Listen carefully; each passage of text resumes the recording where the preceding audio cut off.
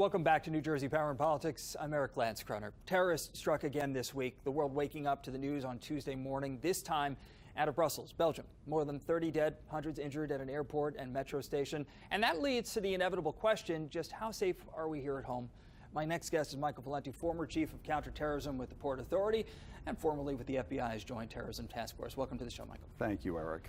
What have we learned this week? Did we learn anything new with what happened in Brussels in terms of, how we as the world community and here in the U.S. are looking at terrorists and counterterrorism? Fair enough.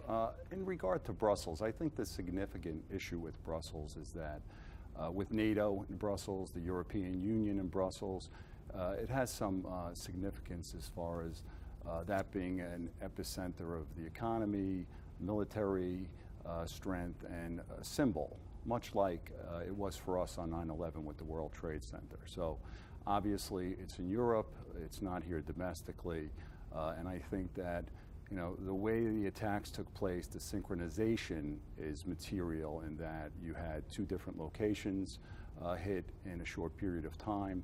That's an ideal situation for the terrorists. So that does have relevance as far as how the attacks occurred and how they were carried out. Obviously very well choreographed.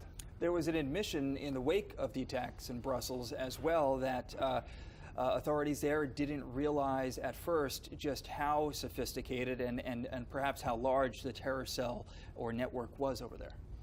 Well, that seems to be an ongoing problem there. Obviously, the border issue in Europe is significant because people can travel freely, as opposed to domestically.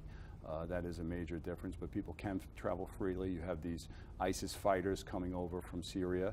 They're well trained. They understand what the mission is, and they've been doing what they're trained to do. So we see those attacks in synchronization. That is a concern over there, and it's a concern here, but we're dealing with it the right way here. We've been dealing with it the right way here. There's information sharing here that's been refined since 9/11. A lot of effort has gone into that, so it's worked very well, and we've had 15 years to perfect it as we have on a federal, local, and state level. Let's talk about counterterrorism efforts here in New Jersey, here in the United States. You said that we've learned so much, and there's so much that's been put in place, of course, since 9/11. So what is it that would be done to protect the homeland here? Sure. Well, this fight is a strategic battle, right? This is not going away. We know that. So we know it's a strategic battle. It's been going on. It's going to continue to go on, and it's fought on several different fronts. What you see on the surface is just a piece of it, the operational piece, the manpower, the canines, the military, the state police, right? So with that being said, you have an operational stance, you have an intel stance, you have an information sharing stance. A lot of intel is being gathered on a daily basis. Basically data and information, which is then turned into intel, takes a lot of manpower to do that, and it's disseminated down to the different agencies. The Joint Terrorism Task Force, headed up by the FBI in different locales, are critical to that, so that communication becomes critical. So think of this as a holistic approach, a comprehensive approach. You see one thing, but there are many things going on behind the scenes, and that's why that communication and putting those pieces together is important.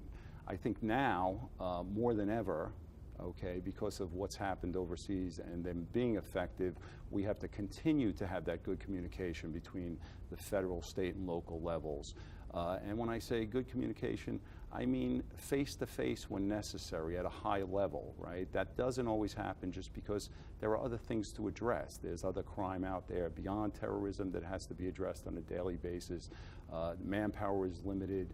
There's an economic concern, and it's expensive to continue to keep this posture. But we are going, and we have been going in the right direction and doing a good job of it, I believe. Yet while there, of course, have been advancements in counterterrorism and communication here in the U.S., terrorists are also becoming much more savvy in terms of the way they do things, and that's also very troublesome in terms of the way they're reaching out on social media, claiming responsibility for attacks and trying to recruit people to the cause. Right. Social media, Twitter is a concern. Encryption methods are much more sophisticated than they were 15 years ago. So that's been a continuing concern, and it's going to continue. So, cyber terrorism is a whole nother issue, and we have to continue to battle that. And those disaffected people communicate on Twitter. Those terrorists. That's how they can communicate. There's been over 90 people here domestically over the last year and a half, I believe, that have been internet-related investigations picked up because of that kind of internet-related communication and ISIS nexus.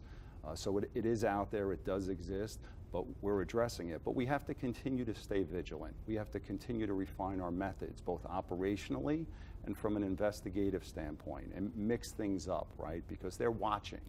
They're watching, they're doing their homework. Now, you said they're watching, so that brings me to my next question, which is, listen, we're in the middle of an election cycle right now, and there's so much rhetoric going back and forth, and some say it's just outright hatred that's being spewed back and forth between some candidates talking about, terrorists and, of course, what's going on the world stage right now. Do you think that's just fueling the propaganda, though?